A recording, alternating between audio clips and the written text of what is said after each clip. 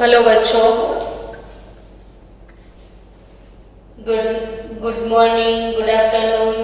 તમે જેમાં જે ઝોનમાં અત્યારે હોય ઝોન વાઇઝ આજે ફરીથી આપણે થોડાક દાખલા ગણી લઈએ એટલે દાખલાની પ્રેક્ટિસ થોડી થઈ જાય। પછી કાલથી એક નવી થિયરી શીખીશું કે તમામ ઘટકો વાયુરૂપ હોય તો પ્રથમ ક્રમની પ્રક્રિયાનું વેગ સમીકરણ વાયુરૂપ ઘટકો માટે તારવવાનું બાકી છે। તો આજે હજી પ્રથમ ક્રમની પ્રક્રિયાના થોડા જે દાખલાઓ છે એ ગણવાના છે, કારણ કે એવા દાખલા પૂછાશે જ। તો લખો પહેલો દાખલો, C14 નો અર્ધ આયુષ્ય સમય। C14 નો અર્ધ આયુષ્ય સમય 57-30 વર્ષ છે।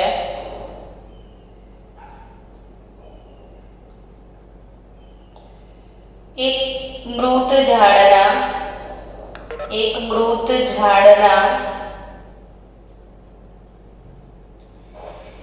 નમૂનામાં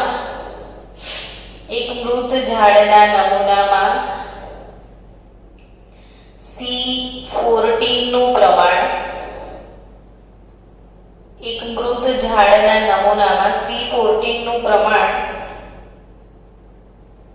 એક જીવિત ઝાડ ની સરખામણીમાં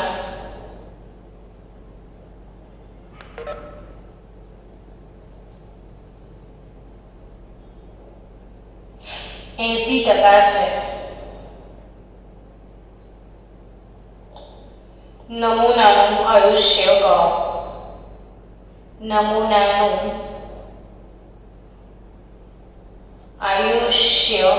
ગણો। આ ટાઈપના દાખલા આપણે શીખવાના છે। હવે આ દાખલા શું છે એ તમને સમજાવી દઉં। તો એક પદ્ધતિ જેને કહેવાય રેડિયોમેટ્રિક ડેટિંગ પદ્ધતિ। કઈ પદ્ધતિ? રેડિયોમેટ્રિક ડેટિંગ પદ્ધતિ, કે જેમાં જે જૂની વસ્તુઓ છે એની ઉંમર નક્કી કરી શકાય। ધારો કે જંગલ છે, બરાબર? જંગલમાં કોઈ વ્યક્તિ ઝાડ કાપીને જતું રહ્યું, પણ મહિના 2 મહિના પછી ખબર પડી કે કોઈએ ઝાડ કાપી નાખ્યા છે, તો આપણને કઈ રીતે ખબર પડે કે જંગલમાં કાપી નાખેલું ઝાડ કેટલા સમય પહેલા કપાઈ ગયું હશે? અથવા તમે કોઈ સંશોધન કરી રહ્યા છો, પુરાતત્વ ખાતામાં છો, તો કોઈ ખોદકામ દરમિયાન લાકડાની જૂની મૂર્તિ મળી, તો આ મૂર્તિ કેટલા વર્ષ જૂની હશે? જેમ કે પૃથ્વીનો જૂનામાં જૂનો ખડક ગ્રીનલેન્ડમાં છે, એવું કઈ રીતે ખબર પડી? તો પૃથ્વી પરના તમામ ખડકોની ઉંમર શોધવામાં આવી કે આ ખડકો કેટલા વર્ષ જૂના છે। એ રીતે નીલ આર્મસ્ટ્રોંગ ચંદ્ર પર ગયા હતા તો શું લઈ આવ્યા હતા? તો માટી।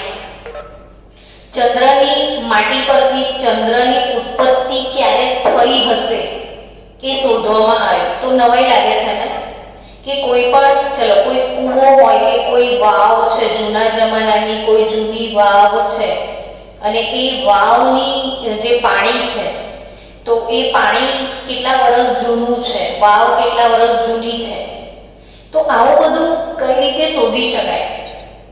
જૂની વસ્તુઓની ઉંમર કઈ રીતે નક્કી કરી શકાય? તો એના માટેની એક પદ્ધતિ છે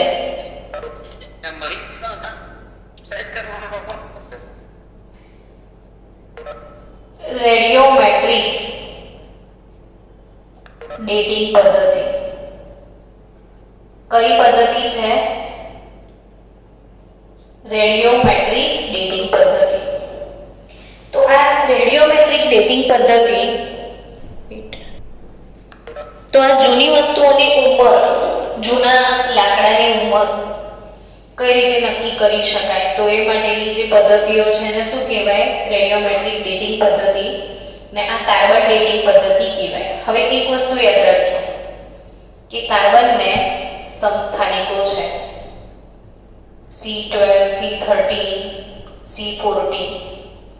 એમાંથી કાર્બનનો જે સમસ્થાનિક છે ને C14 એ રેડિયો એક્ટિવ છે. કાર્બનનો સમસ્થાનિક C14 કેવો છે? રેડિયો એક્ટિવ છે. રેડિયો એક્ટિવ એટલે શું એ સમજાવો. તો કે જેમાંથી આલ્ફા, બીટા, ગેમા આવા વિકિરણો નીકળે. જેમાંથી આલ્ફા, બીટા, ગેમા વિકિરણો નીકળે. આલ્ફા, બીટા, ગેમા શું નીકળે? વિકિરણો નીકળે. એને રેડિયો એક્ટિવ કહેવાય. હવે તમારામાંથી બધું બહાર નીકળી જાય તો તમારી શું દશા થાય? તો તમારો ક્ષય થઈ જાય, તમે નાશ પામી જાઓ. એમ કાર્બનમાંથી આ બધા વિકિરણો નીકળે એટલે ધીરે ધીરે કાર્બનનો નાશ થાય. સમજ? એમ જ્યારે ઝાડ કોઈ પણ હોય અને એ જીવિત હોય, ઝાડ કોઈ બી જીવતું હોય, જીવતું છે એટલે પ્રકાશ સંશ્લેષણ કરતું જ હોય ને પ્રકાશ સંશ્લેષણ કરતું હોય એટલે એના શરીરમાં, પ્લાન્ટના બોડીમાં C14 હોય જ. હવે આ સમજો કે આ ઝાડ છે ધરતી પર ઉગેલું છે, બરાબર, ને અહીંથી કાપી નાખ્યું એટલે ઝાડ નીચે પડ્યું, ડેડ બોડી થઈ ગઈ. અને ડેડ બોડી થઈ ગઈ ઝાડની એટલે પહેલું એનું બંધ થઈ જશે એ શું? તો કે પ્રકાશ સંશ્લેષણ. ઝાડ તમે કાપી નાખ્યું એટલે ઝાડ જીવિત નથી, અને જીવિત નથી એટલે એનું શું બંધ થઈ જશે? પ્રકાશ સંશ્લેષણ. ને જેવો પ્રકાશ સંશ્લેષણ બંધ થઈ જાય એવું તરત જ એ મૃત ઝાડ ના શરીરમાં જે C14 હોય એનો ક્ષય ચાલુ થાય. C14 નો શું ચાલુ થાય? ક્ષય ચાલુ થાય. મૃત ઝાડ જે C14 છે એનો શું ચાલુ થાય? ક્ષય. અને ધીરે ધીરે ધીરે ધીરે એનું પ્રમાણ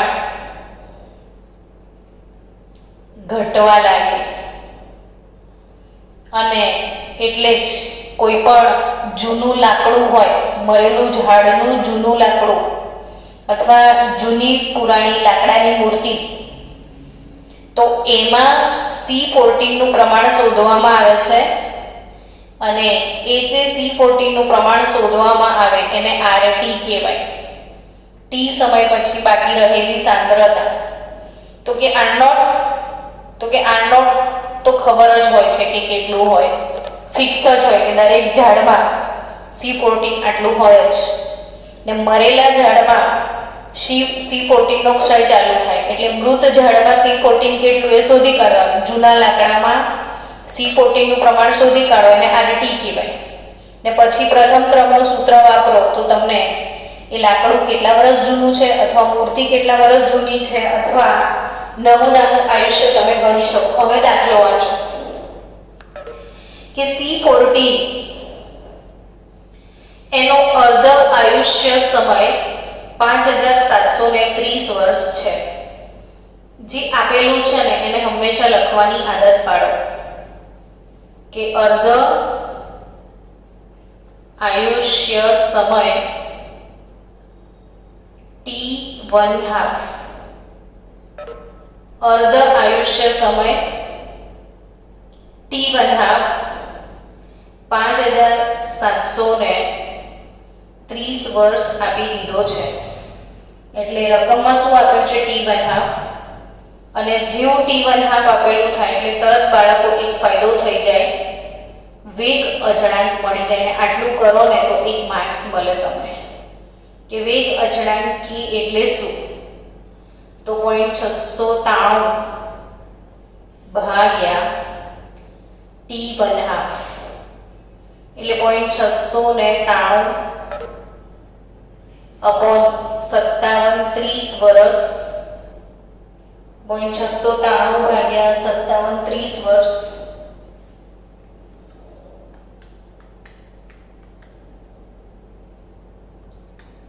5730 એટલે તમને કે મળી જશે. તમે બી જોડે શોધવાની આદત પાડો. હું જે લખું એ રેડીમેડ ના લખો, જેથી કરીને ભૂલ થઈ હોય ને તો સમજણ પડે. એટલે k ની વેલ્યુ આવશે 0.001209 એટલે 1.209 into 10 raised to 1 2 3 4 પોઈન્ટ મેં ખસેડ્યા છે એટલે -4. એટલે મને વેગ અચળાંક k મળી ગયો અને 5730 વર્ષ હતા એટલે વર્ષ ઇનવર્સ એકમ લખવાનો ભૂલવાનો નહીં. તો વેગ અચળાંક k 1.209 into 10 raised to -4 year inverse આ તમને વેગ અચળાંક મળે છે. હવે એક જીવિત ઝાડની સરખામણીમાં 80% છે એવું કહે છે. જો મેં હમણાં જ શીખવ્યું કે ઝાડ જેવું મરી જાય, મૃત થાય, એવું તરત જ એમાં જે C14 છે એનું પ્રમાણ ઘટવા લાગે છે. એટલે એવું કહે છે કે જીવિત ઝાડની સરખામણીમાં પ્રમાણ 80% છે. એટલે મૂળ સાંદ્રતા કે જે જીવિત ઝાડમાં હોય, મૂળ સાંદ્રતાને આપણે શું કહીએ છીએ? R0 કહીએ છીએ. મૂળ સાંદ્રતાને આપણે શું કહીએ છીએ? R0. તો R0 કેટલી છે? તો કે એવું કહે છે કે મૃત ઝાડમાં C14 નું પ્રમાણ એટલે RT કેટલું જણાવ્યું? તો કે 80%.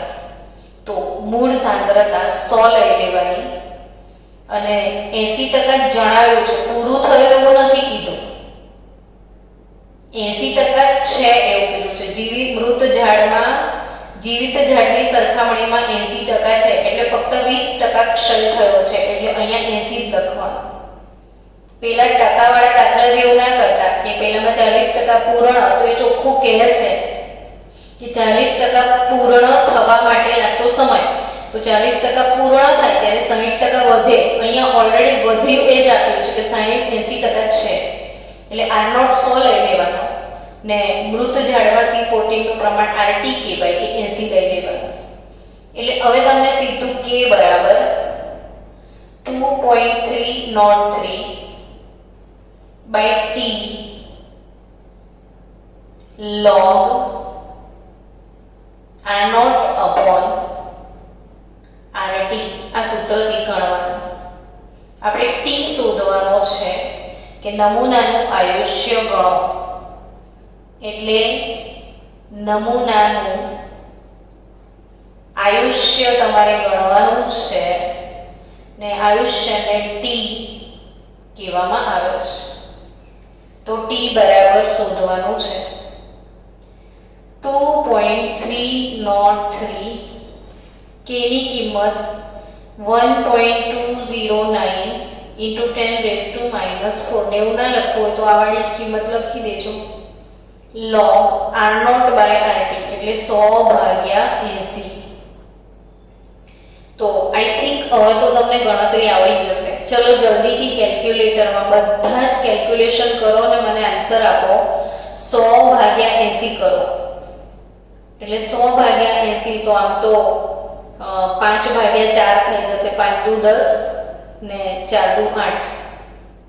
તો જો કેલ્ક્યુલેટર વગર કરવું હોય તો આ રીતે થશે કે 2.303 upon 0.001209 log આ 5 દુ 10 4 દુ 8 એટલે log 5 minus log 4 ને મેં કીધું હતું કે log ની વેલ્યુ યાદ કરી દેજો.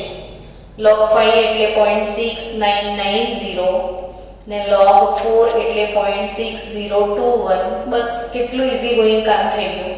તો આમાંથી આને બાદ કરી દો ગુણ્યા 2.303 अपॉन 0.001209 करो तो તમારો આન્સર આવશે ટી 1846 વર્ષ જવાબ આવશે 1846 વર્ષ એની આજુબાજુ આમ તેમ થોડો ઘણો માઇનોર ડિફરન્સ આવશે પણ આટલો આન્સર ટી બરાબર 1846 યર સમજી ગયા તો ચોટું પોઈન્ટ 0.6021 માઇનસ 0.6990 ગુણ્યા 2.303 divided by 0.001209 એટલે 1845.8 એટલે 1846 વર્ષ કહી શકાય ને તો જૂના નમૂનાની ઉંમર શું હશે 1846 વર્ષ ચલો સરસ મજાનો દાખલો છે 5 મિનિટ જોઈ લો અને હું એના જેવો સેમ દાખલો એક હોમવર્કમાં આપું છું ગણીને મોકલજો મને લખો ફાસ્ટ એક પુરાણી કાસ્ટ મૂર્તિ હું ડિક્ટેટ કરું છું તમે લખી દો એક પુરાણી કાસ્ટ મૂર્તિ એક જૂની લાકડાની મૂર્તિ એક પુરાણી કાસ્ટ મૂર્તિ એક પુરાણી કાસ્ટ મૂર્તિ જૂની લાકડાની એક મૂર્તિ છે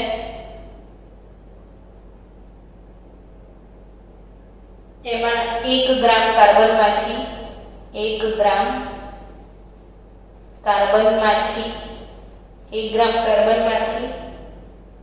પ્રતિ મિનિટ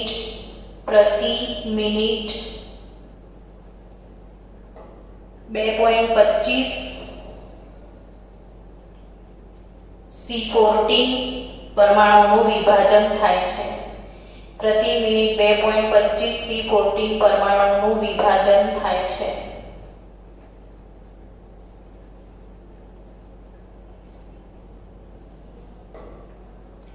જીવિત કાસ્ટના પ્રતિ ગ્રામ કાર્બનમાંથી જો એ જીવિત હોત તો જીવિત કાસ્ટના પ્રતિ ગ્રામ કાર્બનમાંથી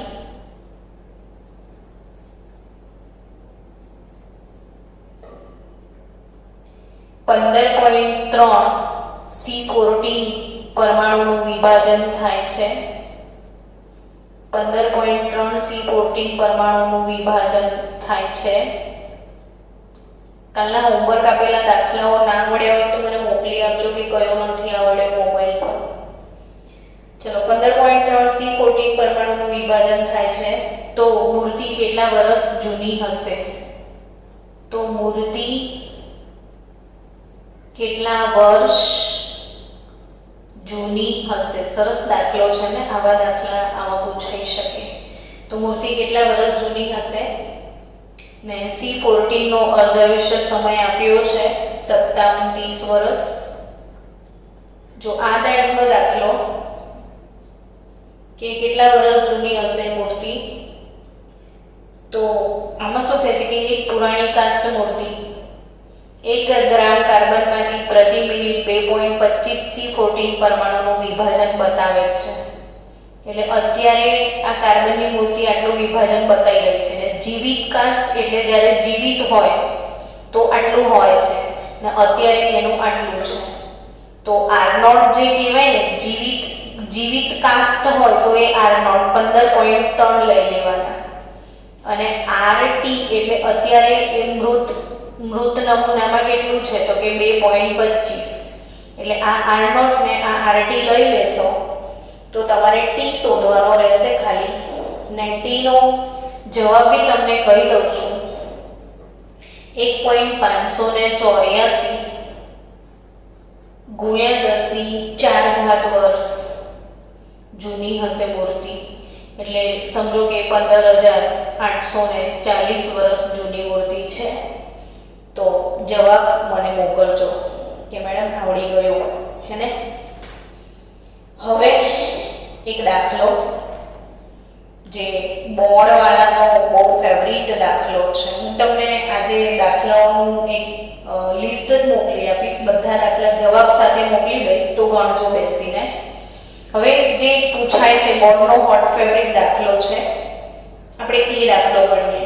તમારા સ્વાધ્યાયમાં પણ હશે જ અને પૂછાયેલો છે બોર્ડમાં, 2 થી 3 વખત પૂછાયો છે. બહુ જ મસ્ત મજાનો દાખલો છે. લખજો બધા મારી સાથે. કેન્દ્રીય સ્ફોટન. કેન્દ્રીય સ્ફોટન એટલે વિસ્ફોટ થાય ને એની વાત છે, બોમ્બ ધડાકો. કેન્દ્રીય સ્ફોટનને લીધે બનતો રેડિયો એક્ટિવ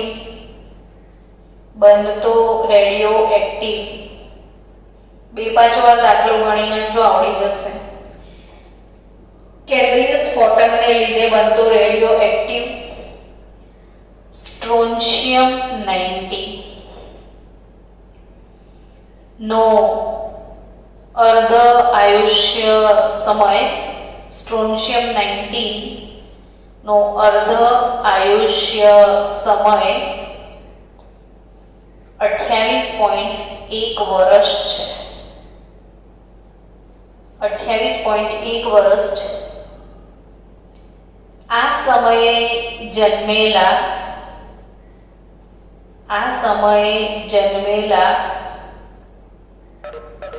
એક બાળકના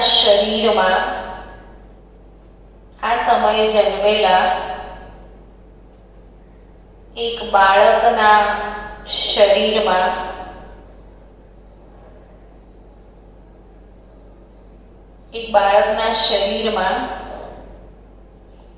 એક માઇક્રોગ્રામ 1 માઇક્રોગ્રામ એટલે 10⁻⁻6 ગ્રામ. 1 માઇક્રોગ્રામ એટલે 10⁻⁻6 ગ્રામ સ્ટ્રોન્શિયમ 90 શોષાયું છે. તમે સાથે સાથે રકમ લખજો. તો આ બાળકની ઉંમર, હું અહીંયા છે ને ઉંમર બદલું છું એટલે સ્વાધ્યાયનો દાખલો તમને હોમવર્કમાં મળી જાય. એટલે સ્વાધ્યાયમાં અલગ ઉંમર છે, આપણે અલગ ઉંમર લખીએ એટલે પ્રેક્ટિસ થઈ જાય ને તમારી. તો 10 વર્ષ અને બી 60 વર્ષ થશે ત્યારે કેટલું સ્ટ્રોન્શિયમ તેના શરીરમાં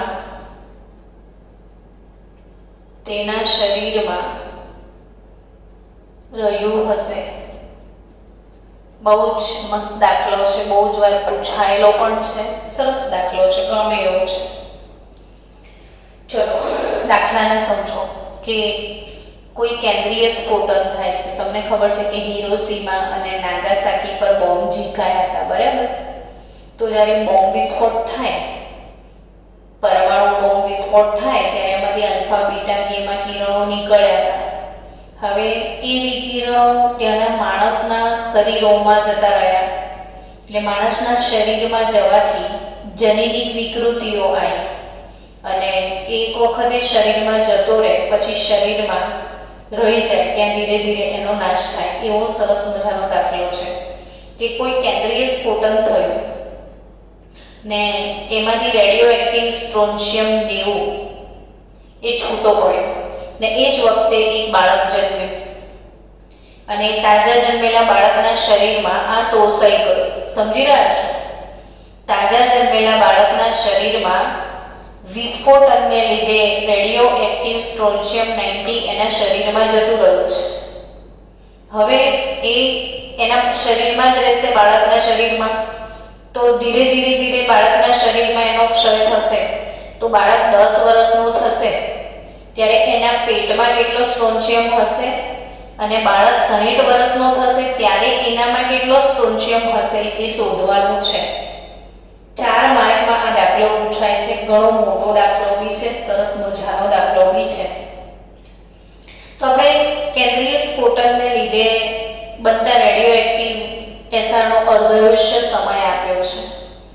એટલે પહેલી લાઈન પરથી તો એમ થાય કે એક માર્ક તો આવે. કેમ? તો કે અર્ધ આયુષ્ય સમયને શું કહેવાય? એ કમ્પ્લીટ મોડે થઈ ગયું છે ને, t1/2 કહેવાય. ને એ કેટલો આપ્યો છે? 28.1 વર્ષ આપ્યો છે. તો કે એ તો ઈઝી ગોઈંગ છે, એના માટે શું મળી જશે બોલો? તો કે વેગ અચળાંક k મળી જશે.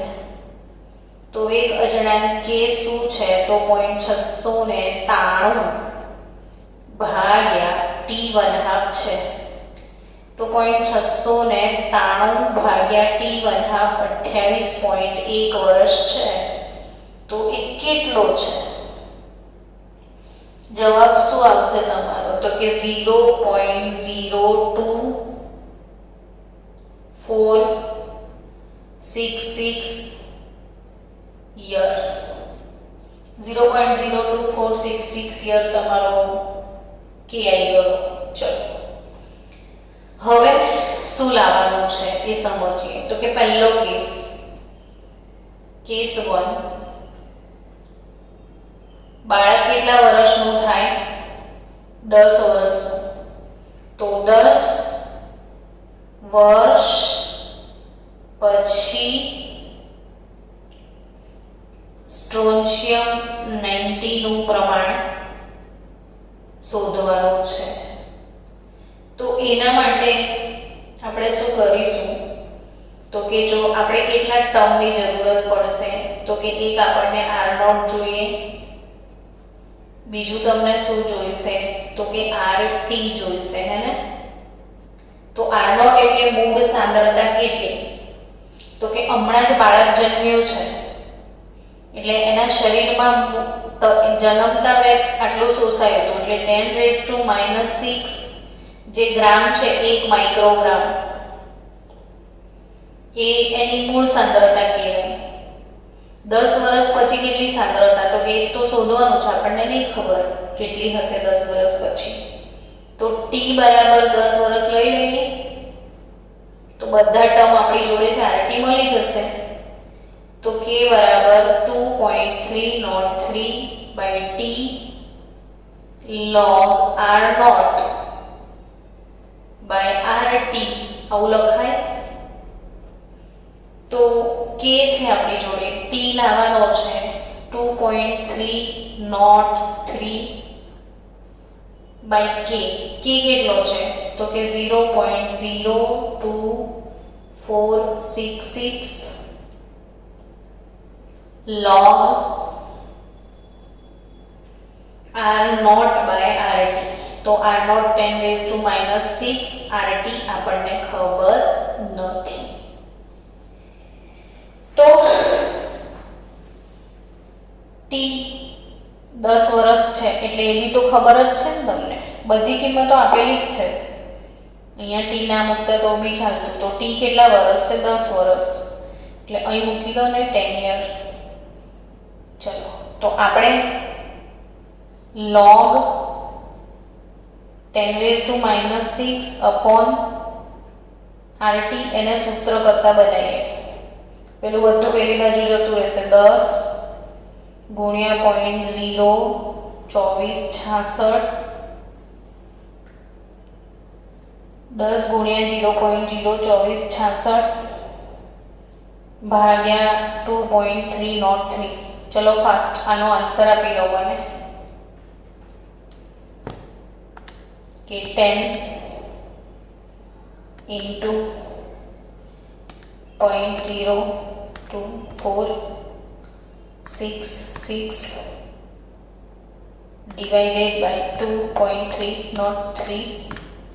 તો તમારો આન્સર આવે છે 0.1070. પાછળ 7 છે એને રાઉન્ડ ઓફ કરીને 1071 લખવું હોય તો એ વાંધો નથી. હવે સ્ટુડન્ટ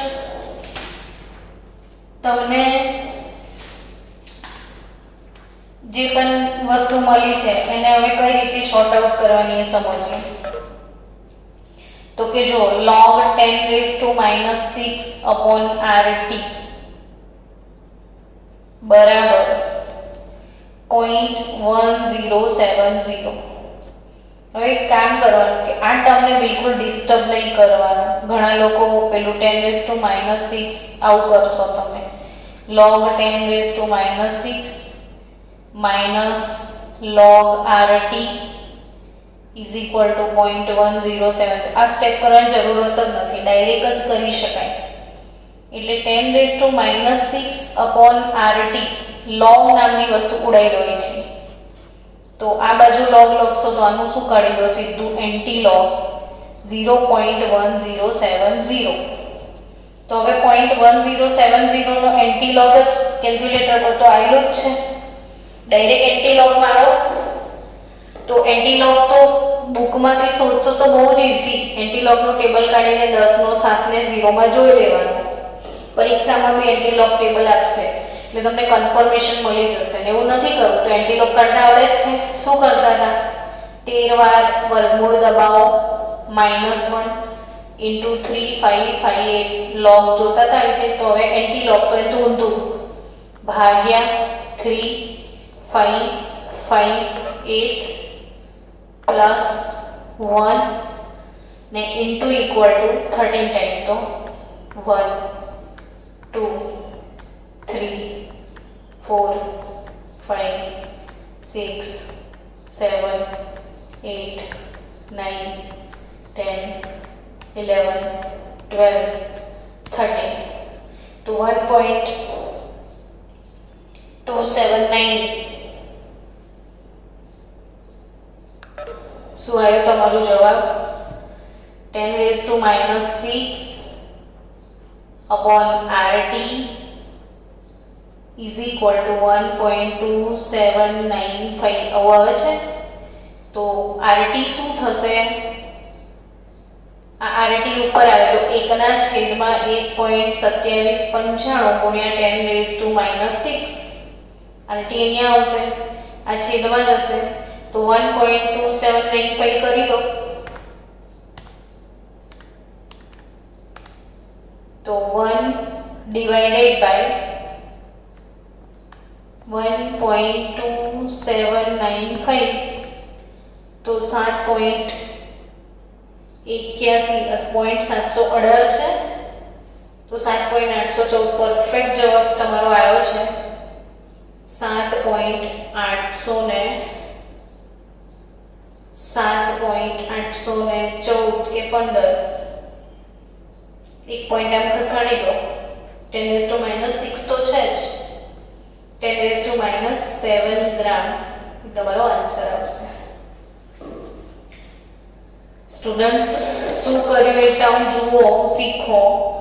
કંઈ જ નથી કર્યું. આટલી જે કિંમત છે એની કિંમત અહીં 0.1070 નો સીધો એન્ટી log માર્યો એટલે તમારી જોડે 10⁻⁻6 upon RT બરાબર એનો એન્ટી log આવ્યો હતો. અને એન્ટી log જે પણ x આવ્યો હતો એ RT બરાબર શું થાય? તો 10⁻⁻6 ભાગ્યા જે તમારો જવાબ આવ્યો હતો તે, એટલે આ 7.815 ગુણ્યા 10⁻⁷ તમને જવાબ મળશે. તો હવે આ જ દાખલો તમે જાતે જ હવે કહેશો કે 60 વર્ષ પછી આવડી જશે અમને. તો હવે કેસ 2 ચલો ને ફરી ગણીએ એટલે પ્રેક્ટિસ થઈ જાય. મારા સાથે તમે બી ગણજો કે કેસ 2 શું છે. તો કે 60 વર્ષ પછી શું થશે? 60 વર્ષ પછી શું? તો R0 1 માઇક્રોગ્રામ એટલે 10⁻⁻6 ગ્રામ છે. RT શોધવાનું ને T જે છે એ 60 યર. તો અગેન K બરાબર 2.303 by T log R0 by RT. તો K ની વેલ્યુ છે તમારી જોડે. કેટલી છે K ની વેલ્યુ? તો કે 0.02466 ગુણ્યા T ડાયરેક્ટ ત્યાં લઈ જાઓ 60 વર્ષ ભાગ્યા 2.303 બરાબર log R0 upon RT. આવું થાય. તો હવે વેલ્યુ લઈ આવો કે 0.02466 into 60 divided by 2.303 0.6424 है 0.6424 बराबर log r not minus log rt। चलो आ रीते गणीए तो प्रेक्टिस बीजी थाय तो 0.26424 थयो। હવે log r नॉट ની કિંમત કેટલી હતી તો મૂળ સાંદ્રતા 10 ની -6 ઘાત હતી। હવે log 10⁻⁻6 બરાબર શું લખાય તો આ ઘાત આગળ આવે તો -6 log 10 થાય। log 10 ની કિંમત 1 એટલે સીધું -6 થઈ ગયો ને માઈનસ log rt આવું થશે। આ યાદ છે ને log r0 /rt એટલે શું તો log r0 minus log rt। હવે log 10 ની -6 ઘાત એટલે -6 પેલી બાજુ જાય તો 6.6424 બરાબર માઈનસ log rt થાય। તો હવે rt બરાબર શું તો કે -6.6424 થયો -6.6424 એનું આ માઈનસ સિમ્બોલ પેલી બાજુ જતું રહ્યું ને log નો દુશ્મન શું એન્ટી log। હવે એન્ટી log હોય ને ત્યારે માઈનસ વસ્તુનો એન્ટી log જોવામાં ખાસ ધ્યાન રાખવાનું। એટલે આ 6424 મારા પાસે લખેલું છે પણ માઈનસ કરવાનું છે એટલે પ્લસ ઓર માઈનસ નું સિમ્બોલ કેલ્ક્યુલેટરમાં હોય છે।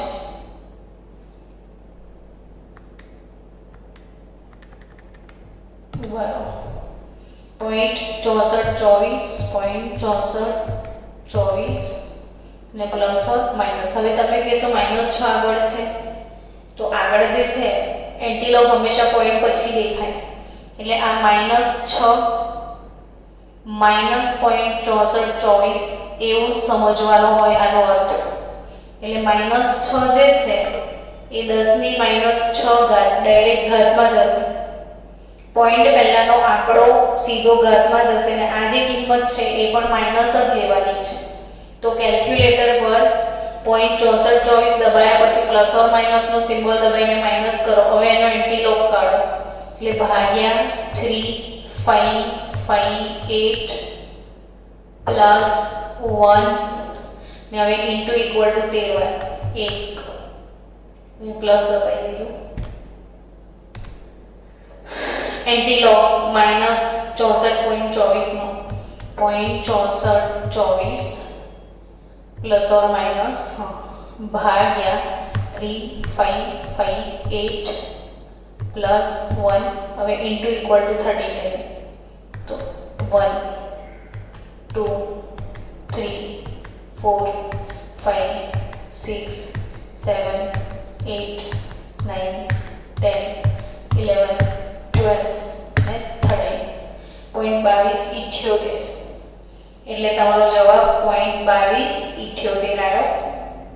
એટલે 2.278 ગુણ્યા 10 ની -7 ઘાત વર્ષ 60 વર્ષ પછી તેના બોડીમાં હશે। તો એક આ અગત્યનો દાખલો છે સ્ટ્રોન્શિયમ વાળો। આ દાખલો તમારા સ્વાધ્યાયમાં પણ છે અને તમારા સ્વાધ્યાયના આ દાખલાને તમે ગણો ને હું હમણાં જ તમને ઢગલો દાખલા પ્રેક્ટિસ માટે ફોટો પાડીને મોકલી આપું છું વિથ જવાબ છે એટલે તમે ગણો પ્રેક્ટિસ થાય। અને એક કામ કરો સ્વાધ્યાયના પહેલા પ્રશ્નથી સ્વાધ્યાયનો જે પહેલો પ્રશ્ન છે ત્યાંથી ગણવાનું શરૂ કરો એટલે જેમ જેમ વચ્ચે દાખલા આવતા જાય એમ એમ ગણતા જાઓ તો ખબર પડે કે કયો દાખલો નહીં। સ્વાધ્યાય આખો આવડવો જ જોઈએ, ના આવડે તો ના ચાલે। એટલે કાલે આપણે પેલા વાયુવાળા દાખલાની ચર્ચા કરી લઈશું। તો આપણે સ્વાધ્યાય કાઢીએ। સ્વાધ્યાયમાં 4.1 એક મિનિટ હું ચેક કરી લઉં તમે બધા છો કે ગાયબ થઈ ગયા છો?